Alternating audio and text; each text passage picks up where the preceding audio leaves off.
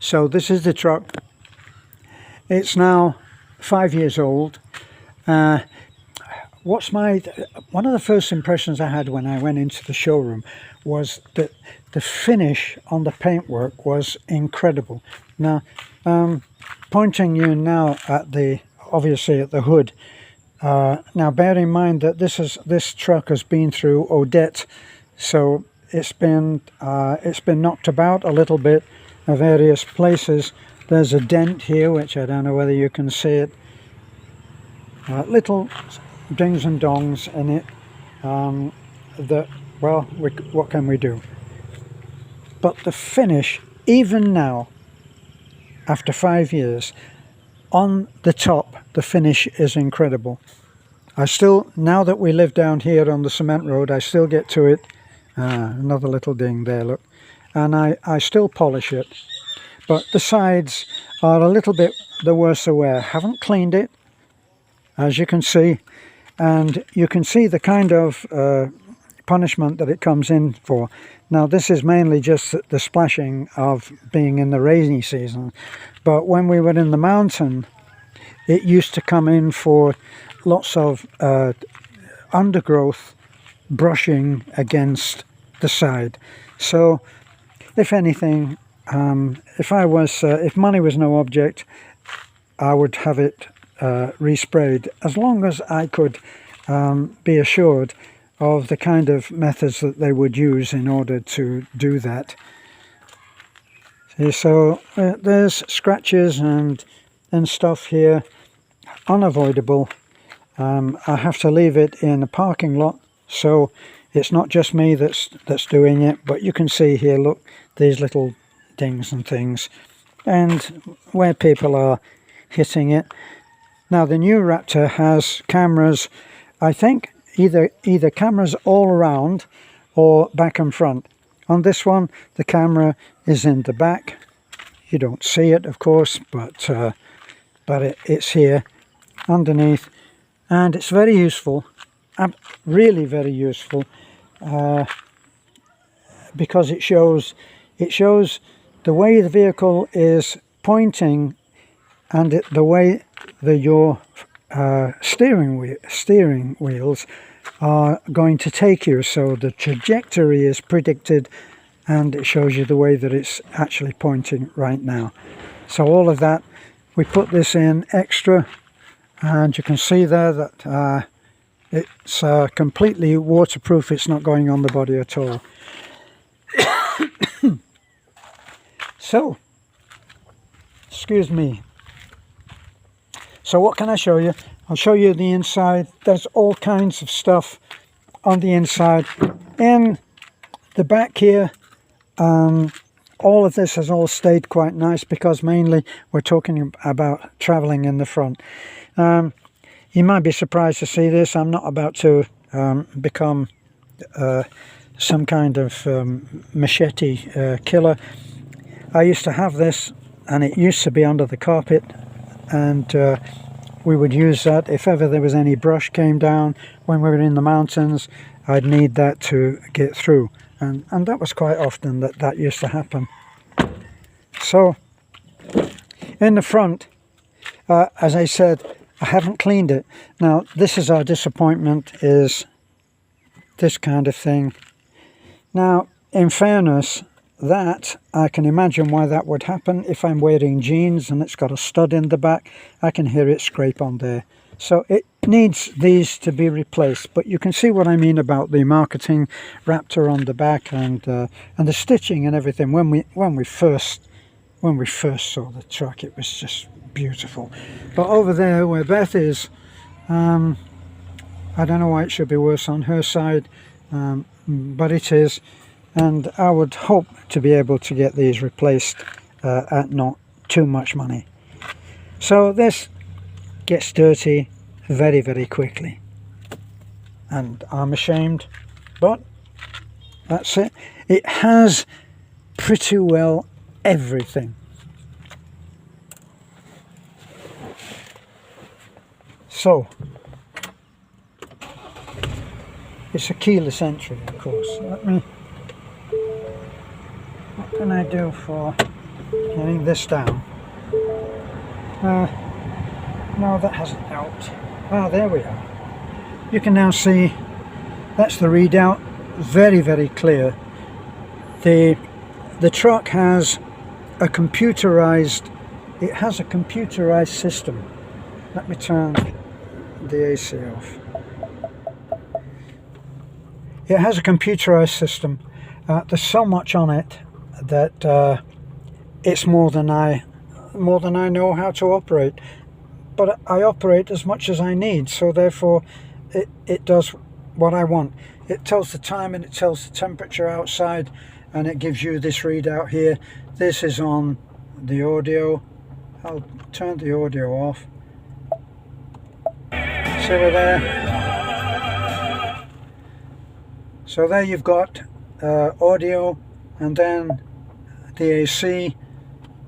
You can put your phone in. Then we've got navigation, apps, whatever that is, connect to a device and all of that, and then settings, of course. And so all of that there, all that had to be set back up when we had a new battery fitted, right? Down here, all of these controls are fairly normal. Over here for the stereo and for the AC and all of that. It's actually 10 gears. It's 10 automatic gears, and it also can be put onto, as you can see there, look, or better if you look there, you've got park, reverse, neutral and drive, and then manual. And when you put it onto manual, you then go and start.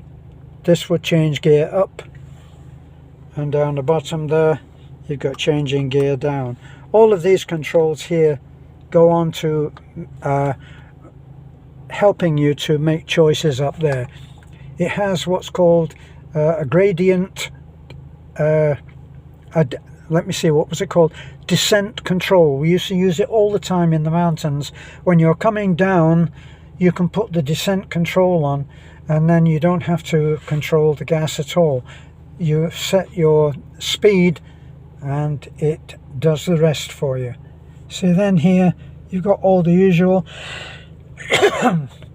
excuse me. So a lot of this is the control for cruise.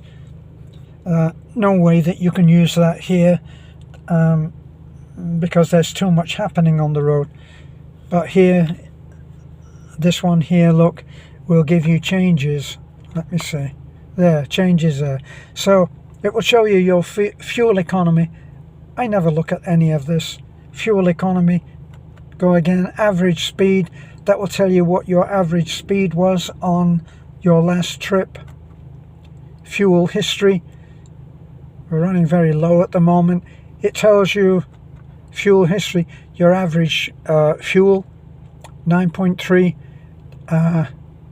and that is kilometers. Right, I don't know what that is. Instant fuel economy. Maybe that tells you how much you've actually got in terms of fuel. Now this is the one that I leave it on all the time. Distance to empty, 85 kilometers. So I need to get gas very soon, and it will keep telling me that. Then on the right here, this, look, that shows the truck. And when you're actually using the camera, which I'll put on now. So now we're on there, and it will show you that the camera is on. Okay, here is what you see, and as I was saying there, that shows you where the steering wheel is going to take you. And this, come back, now we know that the wheel is straight. So that's one thing there. Then you can come on into neutral, take you back to what gas you're using, and then to drive. Now with drive, that is automatic and it's 10 gears, and then you've got manual. and we're in first gear. I never use this, and for very good reason. There's no point in me doing the boy racer, changing up and down and all of that on the road here in the Philippines, because there's too many children, dogs, cats, occasional runaway pig, cows grazing by the side of the road, and a million, possibly a gazillion motorcycles ridden by people who have never had any kind of instruction in their lives. So they can actually be, it's contradictive, I know, but they can be very, very skillful in actually riding the bike, in that they can take another 6 or 7 people on the bike with them and still do it very well. But they don't know anything about roadcraft or courtesy or anything like that, so it gets to be a wild ride out there. So that's that there. What's the next thing? The next thing is the terrain modes. If you can see that, terrain modes, sorry again, terrain modes. Now the first one is standard, doesn't stay long. First one is standard. If I move it along, it goes to sport, which you can see, and then it goes to grass, gravel, snow, select 4, high,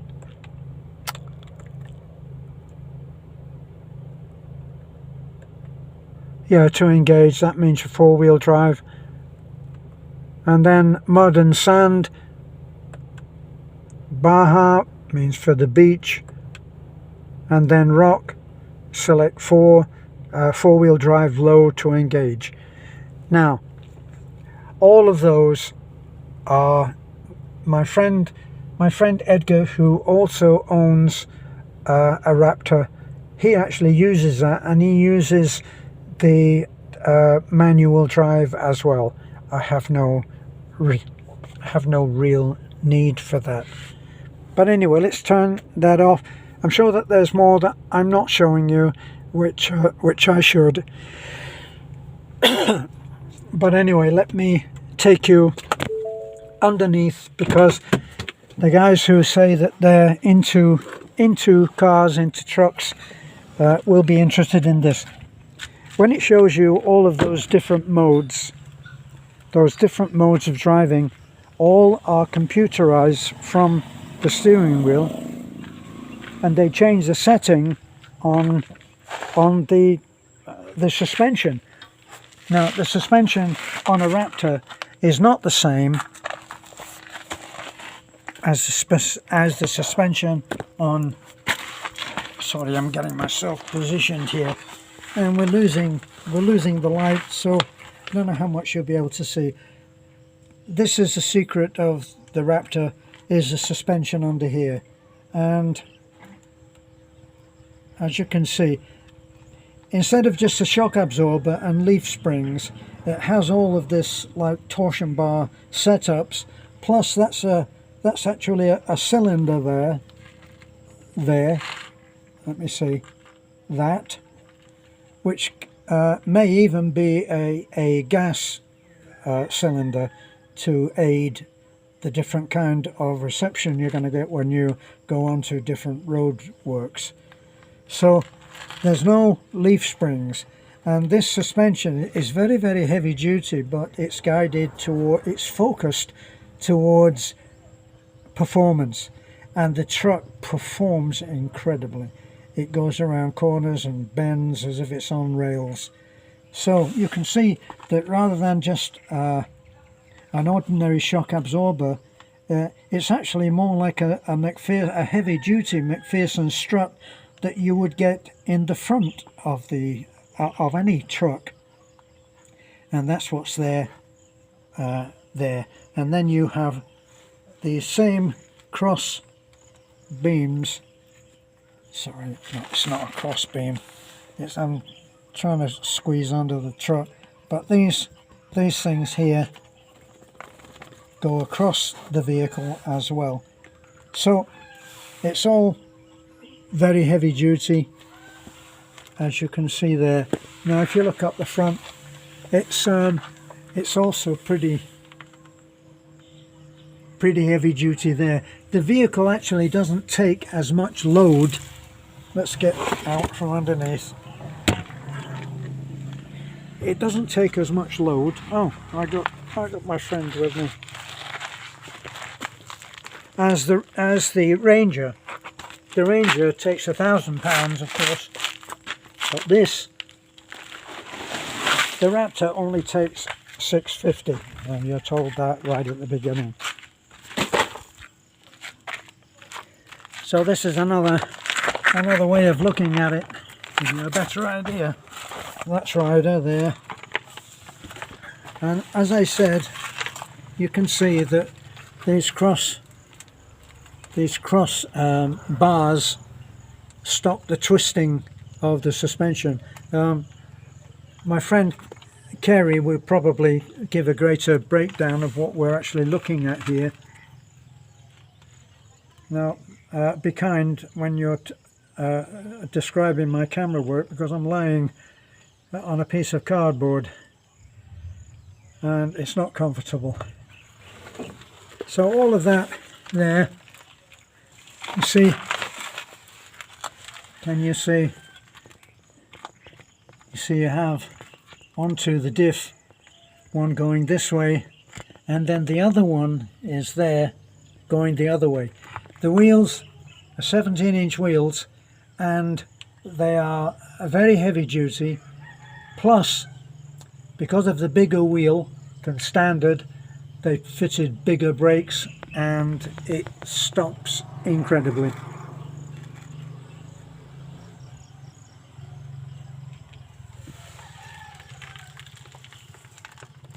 Okay.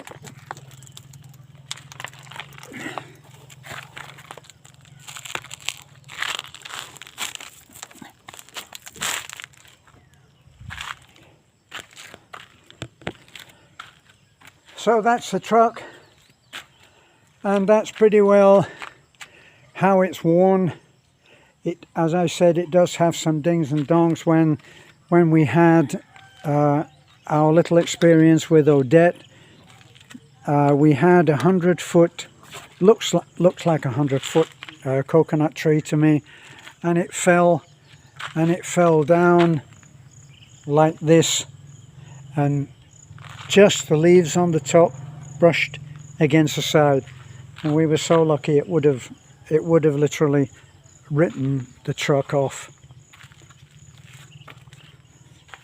Now someone asked about the tire place. If you were standing there in Tagbilaran looking at the Ford dealership, you would walk to the right, whatever direction that's in. You walk to the right, and you would come to a tiny little tire place that's on the left hand side, on the same side as the Ford, and they'd be happy to sell you a tire for half the price of a regular tire. Obviously it's a Chinese knockoff, but if you're going to pay 8,000 to 9,000 with them, you would be able to buy 2 tires over the same period as the one, assuming that the one would last that much longer. But this tire we've just paid for, I think that was the one that's a new one, either that one or this one might be the new one.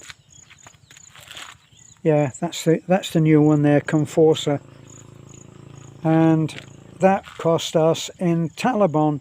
We were able to go in and they ordered that special order, 5 days it came as promised, 5 days, and it was 9,500. So we love the truck. 5 years later, it's still a joy to get into it. It still purrs along.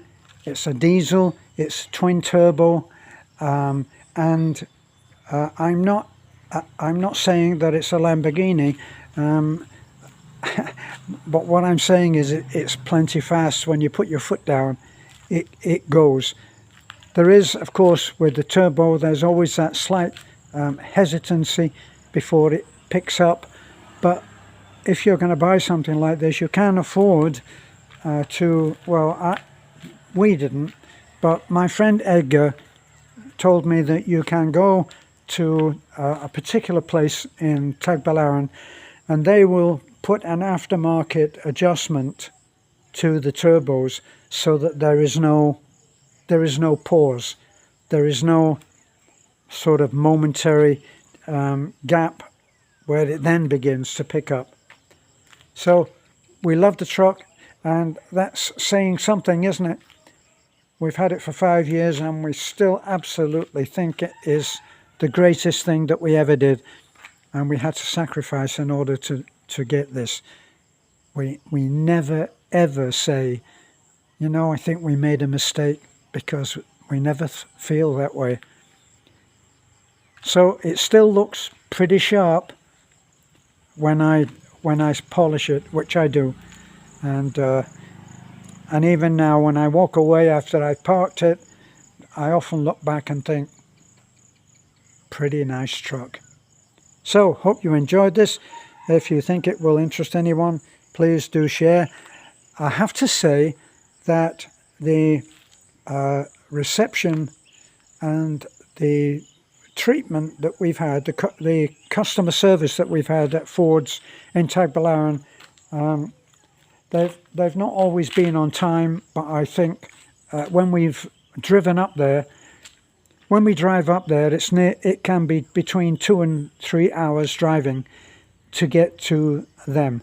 So it means leaving sometimes at say 5 o'clock in the morning. So getting up at 3:30 and 5 just to get your truck serviced. It's a bit of a chore. And we've asked them many times, please, can you have it ready so that I'm not driving back in the dark. And for anybody who's driven in the Philippines, they will understand why I'm saying that. Okay, I will end off.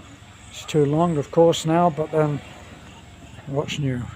Thanks for looking in. Please like, comment, share. Give us your... love to hear what you think about, or what you may have heard about any other owner having a Raptor. And bye for now.